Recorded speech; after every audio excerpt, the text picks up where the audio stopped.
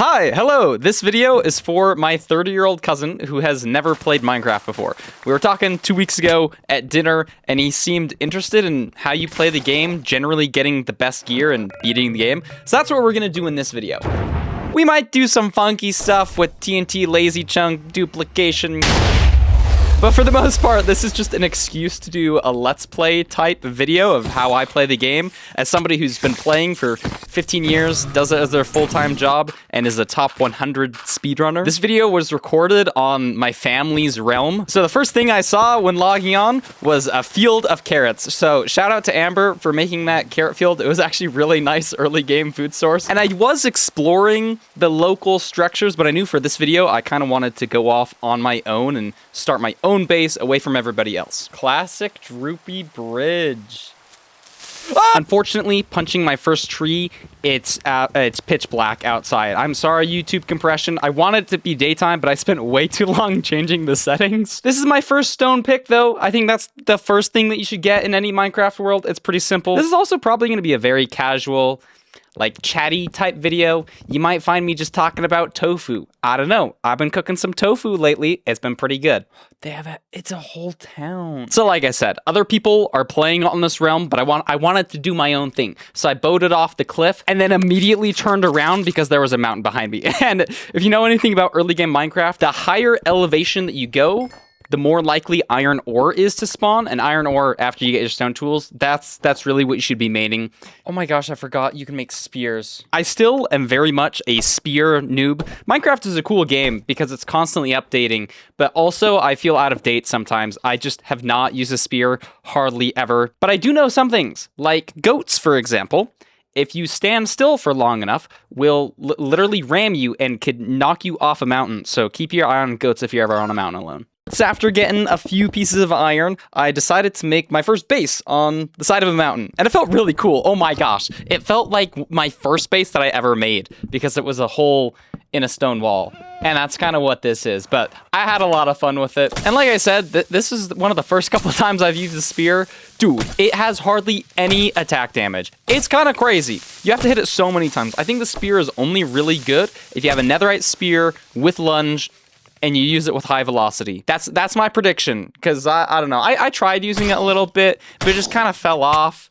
Especially in early game, an axe sword combo is just way better, in my opinion. Maybe that's the speedrunner part of me just like being biased. My main priority after getting some basic gear is usually preparing for the first big session of mining. I want to have enough food and resources to go down into the caves and then do my enchanting once I get my first couple of diamonds. And to make an enchanting table, you're gonna need some books. That's really the only thing you need before you go down. So we're gonna kill cows with a flint and steel, which is pro tech for like not having to cook your food in a furnace. It's just a little bit faster. But you also get leather from cows. And leather plus sugarcane, which is also another thing we're gonna be gathering, equals books. I mean, if you can get books any other way, like, feel free to do that. Maybe you run into a woodland mansion and you just snag some of the books. Then go down into the mining. Waterfall? Natural waterfall? What the heck? Nautilus! Wait, I need to do science. If I kill it, do I get a Nautilus shell? That would be low-key insane. Like, it would make sense if the Nautilus drops some Nautilus shells. Also, does it swim, like, faster? If it gets hit like a dolphin. Oh my gosh, it attacks me. Unfortunately, I did not get a Nautilus shell.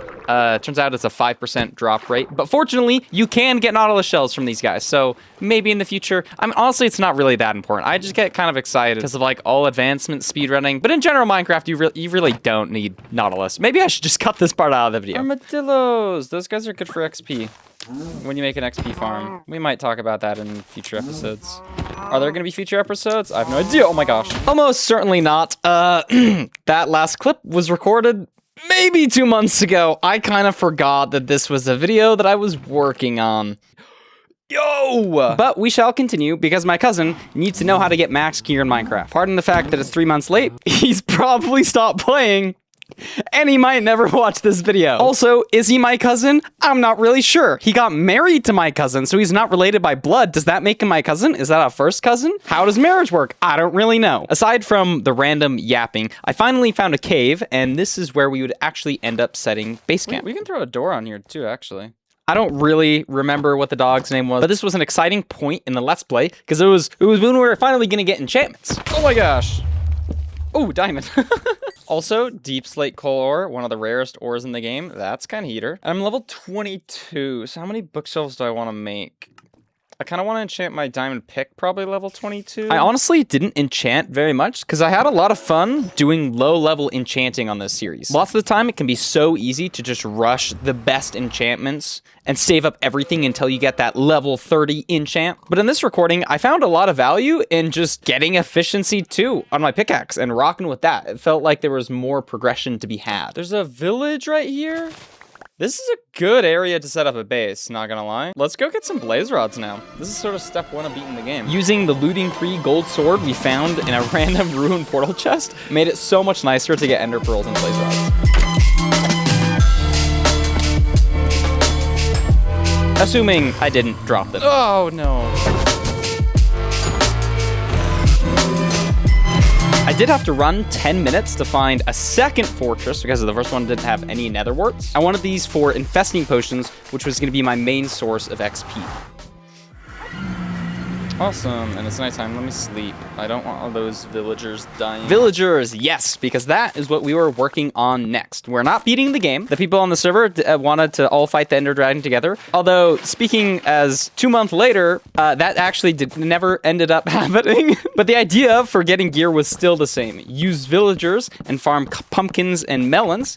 Yep, that's right. We're farming melons to get our gear. Okay, cool. We'll call this 4 as well. I didn't know what to name my tools, so I kind of just named them after the slots that they go into, which honestly, I think is kind of a good move. I think more people should do that. Dealing with villagers has also gotten so much easier. You can just use leads to basically move them anywhere. If you ever need to go up elevation, you can literally just stack and drag them. Oh. If you're ever planning to cure villagers with zombies, make sure you lead iron golems and put them in a safe spot near-ish to the villagers. That way you don't, get new wild golem spawning that could potentially kill your zombies. It's not my most beautiful build, but I did, scrap together some stuff. I was using mangrove to kind of push myself out of my comfort zone. And eventually, we could trade pumpkins and melons, which would kickstart, essentially, a villager trading revolution. Oh, I finally have an emerald supply. Yes! Dang, my tools are on the last leg of their life. Oh my gosh.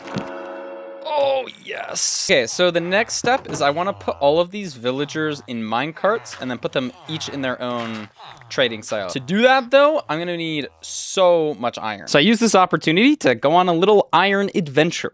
And I actually found one of these, I forget what they're called. Iron ore veins, I guess. This was actually my first time ever mining one of these and was a precursor to my beacon speedrunning. So that kind of gives you context for how long this video has been in my file system. I'm really only working on it because I'm moving a whole bunch of files and I saw it and I was like, oh shoot, I should probably finish that. Just like how I should finish my trading hall. We almost have all the villagers bred.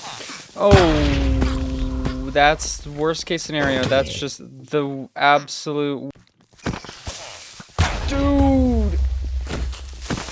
Oh my gosh. Okay, that's worst case scenario. So it was not great, I'll admit. I went so far as to gather some sheep. I put them on a pole, and this was my sort of temporary wool farm. Honestly, it worked decently well. Who am I kidding? It actually was not a good way to gather wool, but I only needed a couple to repair the villagers. Ever since the creeper incident, our villager numbers have been growing, and we're about ready to cure them all, I think. To cure them, though, I'm gonna need a lot of golden apples. Okay, last thing, if I turn all these guys into zombie villagers, they're just gonna burn in the daylight. So I'm thinking I put a whole bunch of leaves above them. Apparently, I just went to a stronghold next. I really don't know why that's the next clip, but I did that while I was making the leaf roof. Okay, that should have taken care of the golem. And now I just need the zombie to actually kill some people. Yeah, I think we got them all. Unfortunately, the server was on normal mode, so I lost half the villagers that I cured. The curing is so powerful that it was totally worth it. Now, as long as all these guys have eye contact with me, they shouldn't, kill each other. You know what can kill them? A wall. It's still, I think it's kind of weird that you can just suffocate a villager by pushing its boat into a wall. No way they made the changes to the villagers, right? brought 3. And thus began the tedious process of refreshing villager trades until I got the books I wanted. Kinda interesting. Mildly sketchy. What's up? What's that? What are you doing on the server, Parker? I'm setting up my villager trading hall at the minute. I'm just kind of like playing. Ooh, efficiency 4. I got a feeling you're already advanced than all of us combined. More advanced. I don't know. I haven't been going. I've been like. No, I don't think so. I've been playing pretty chill. Did you say you were gonna? I heard you might be making a video about for like the novice Minecrafter. Yeah, I just think it's a cool concept of like it would just be such a good way to open a video. Like, this video is for like my 30-year-old cousin who's never played Minecraft before. Well, I've never even interacted with a shelf actually. Yeah, it's so good. Oh. You have bundles and bundles and bundles. I know. Like, literally, I just looked at a bundle, and there were 5 bundles in it, and that was it. It was a nice time hanging out with the boys, but I still needed to make some serious progress. I leveled this guy up 1 more. We should be able to get the rest of the diamond armor trades. Yes. After about an hour of rolling villager trades, I had everything that I needed. The main setback was now XP to use them. So I was trying to do a zoom in. I forgot I don't have any mods on this instance. We're gonna make some potions specifically. It's called Infested. I think the farm is as simple as this. So the idea is we have a whole bunch of armadillos sit here. We drop gravel onto them so they infinitely take damage. And then we splash them with a potion. I need a dispenser. Make sure you have a zombie nearby. This will keep the armadillos permanently in their protection mode so they don't actually die. So now I can use this XP to start combining all of my tools. It's actually absurd, the amount of XP you get from a small farm like this. I know Enderman XP farms used to be really popular. This has gotta overtake them. Like, you don't even have to go to the end for this. No bridging over the void, just armadillos and potions. So I've been doing this in a very particular way. I think all of the protection enchantments are useful for survival, except projectile. Projectiles is kind of weak. So I have fire protection on my helmet, regular protection on my boots. You always want to have 1 regular protection. And then I'm going to have glass protection on my leggings, which means my chest plate is also going to have normal protection, but when I get an elytra, when I ever have the elytra on, this is going to be taken away. So that's why I have 2 regular protections. Everything's shiny and kind of perfect, Loki. Like, what else do I need on this? Fire strike, looting, smite. I think I literally have perfect armor. That's kind of just easy to get perfect armor. Let me show you how good this is. So with 1 piece of fire protection on our helmet, if we fall into lava, this is how much damage we're going to take. I haven't taken a single tick of damage yet. Oh, there's 1. Oh, there's another. Oh, another. Oh, so you take a little bit, but then as soon as I eat, I'm actually just gonna heal all the way back up to full. So with 1 piece of fire protection, you just don't have to worry about falling in lava ever. You're just totally fine. And I think that's a mistake a lot of people make with their first armor sets, is they'll put protection on everything. You should only put protection on everything if you're on an SMP and fighting other players. That's the only case. Now the game plan is get full netherite. Oh my gosh, I've been waiting for this for so long. When was the last time I went ancient debris mining? 8 light years ago? Like, it's actually just been so long. And I have a really cool strat, which I'll do as soon as I get all the XP from these guys. There's a jungle over this way. We need more bamboo, not for the build itself, but for the technique in which I'm going to use it. It's easy, and most importantly, I can remember all of it. I don't need a schematic. It's not this insane redstone thing, but it should allow us to just launch nearly infinite TNT in a straight line. I know. Sounds kind of crazy. It is kind of crazy. Will it work on a server? Is it going to crash the server? These are all questions that will be answered shortly. There are a couple things you need to consider when using this machine. Like, for one, any liquid in front of this machine will stop it. So if you're in the nether, you need to dig out a tunnel directly in front of this ender chest. Personally, whenever I run into lava, I use scaffolding to make a sort of hollow tunnel, because entities can pass through scaffolding just fine. And there's probably some other things that I'm forgetting, but I'll try to link a video that fully explains this. So here's 1. So that's 12, 11. 10, 9, 8, 7, 6, 5, 4, 3, 2, 1. I'm going to take over and do some post commentary here, but I want to leave this uncut because this redstone machine really doesn't take that long to build, and if any of y'all want to try doing it, go for it here. This is also like me just managing with an actual real inventory, so you can see even like in a real situation where you're not in a creative world like building this, it's not that hard to do. And the way it works is essentially we're lazy loading a Minecraft chunk so that TNT spawns, but the countdown timer for when it actually explodes doesn't start going down. And we're basically utilizing this mechanic to build a TNT duper that's going to drop a whole bunch of TNT using some aligning blocks. Like you'll see me place some chests and fence gates later. This will align it perfectly on top of an ender chest and next to one piece of obsidian.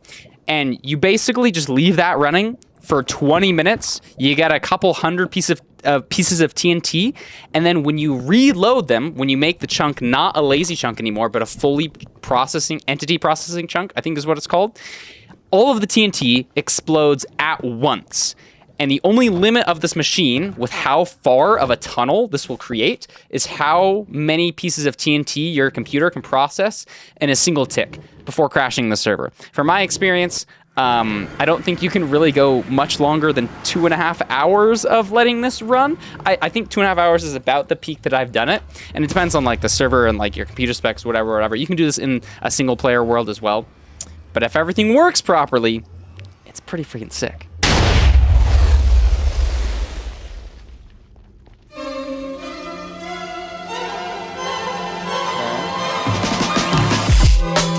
Yes! I did have to load the chunks in a bit of an awkward way in this video, so I didn't show actually all of the redstone, so sorry about that. I will leave a link in the description to Dark's video, Crafted Dark, who designed this cannon. So if you want to try it out for yourself, look at the design there. It's pretty simple. The most important thing is understanding lazy chunks and how to make them. And if you can understand that and set it up, you're good to go.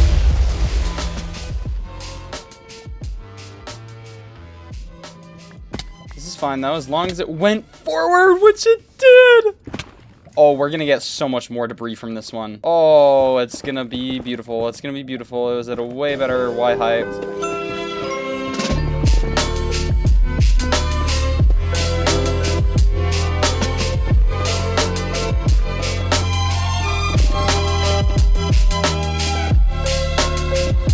Oh, 30. Plus 4 more. Oh my gosh, how many ingots is that? 12! 12 ingots. So then we can finally... Oh my gosh, we can finally get netherite stuff. I haven't had netherite stuff in a long time. Oh, that's a crafting table. That's not how you make it. Do this. Boom. Smithing table. Oh my gosh, you're kidding. I need smithing upgrades. Oh my gosh, I completely forgot you need...